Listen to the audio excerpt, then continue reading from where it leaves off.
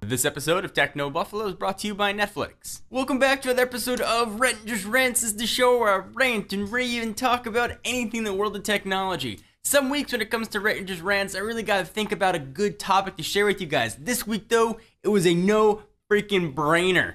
Let's talk PS4 and Sony's 3-hour press conference. So we've been hearing rumors of the PS4 pretty much ever since the PS3 initially launched, and obviously they get crazy when our geek imaginations run wild. They run crazy wild. We are hearing things ranging initially from holograms to using some crazy multi-core unique processor just for Sony, and we finally got the press conference invites to PS4. We were jazzed. We knew it was going to be a long one. We were expecting 2 or 3 hours of product demonstrations, spec talk, and everything the PS4 was going to be able to do. What we ended up getting was about 15 minutes of information and about 2 hours and 30 minutes of just stupid game demos. Not even real game demos. Hypothetical fake demos that were clearly running off of a PC. Not even in-game playing, just stock footage what the PS4 was hypothetically capable of. It was probably the worst run press conference I have ever seen. So why in the world would Sony hold a press conference, not announce price, not show the console, not talk about 4K when they're one of the huge pioneers trying to push 4K?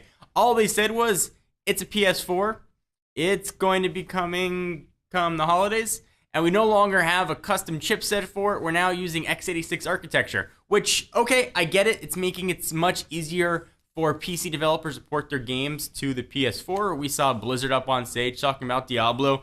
Totally understand that, but now what's different versus the PS4 versus just getting a regular PC and plugging it in? I found it shocking that Sony very rarely talked about new features in the PS4. They mentioned things like being able to play downloaded games immediately, being able to webcast and let friends take over the console, but really nothing else outside of that. And it was absolutely mind-boggling. So why in the heck would they have this conference? Well, I think they wanted to get developer consoles in the hands of more developers as quickly as possible, and they were probably worried about leaks. We had seen the controller leak before, the DualShock 4 with a little touchpad in there. But what it seems right now is that Microsoft is at least hypothetically poised to control the mindshare for the next generation of games. So imagine this, if you will, regardless of whether or not you're an Xbox fan, a PlayStation fan, a Nintendo fan, or just a fan of gaming.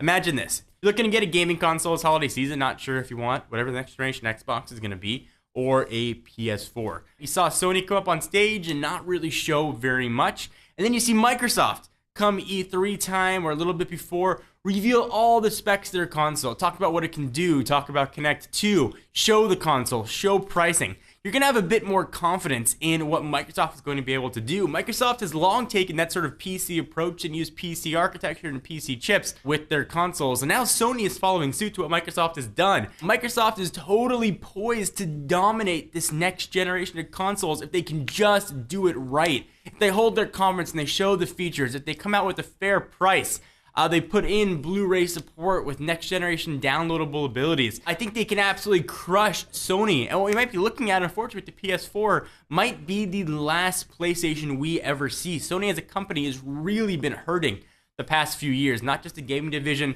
or Sony Entertainments, which are sort of separated different companies, but all of Sony as a whole has really been hurting. They're estimating they're putting into close to $1 billion of R&D into the PS4. If they end up writing a big portion of that off, and they're not reimbursed for the cost of it, and they're not making it back over the course of a console, I wouldn't be surprised if we don't see a PS5. So obviously Sony's going to announce more as we get to E3. They'll show new features. They'll show what the PS4 can do. I love playing games. I don't get a chance to play as much as I'd like. I've always thought that the PlayStation was a better value for the gaming money. You always had the next generation Blu-ray player that was always going to be supported with new firmware updates. You got a ton of streaming options, just was a better value. That being said, I always gamed on an Xbox 360 because I preferred the controller. And I'm not so sure that's going to change all that much this next generation of consoles. So what do you guys think? Do you agree? Am I way off base? Does Sony have a bright future? Were you super excited with what they showed at the press conference? Or did you find it absolutely as boring as we did? And we were there at the press conference. Our gaming editor, Joey Davidson, was sitting there. And the overall feeling around there was, what the heck is Sony doing? Am I way off base? I want to hear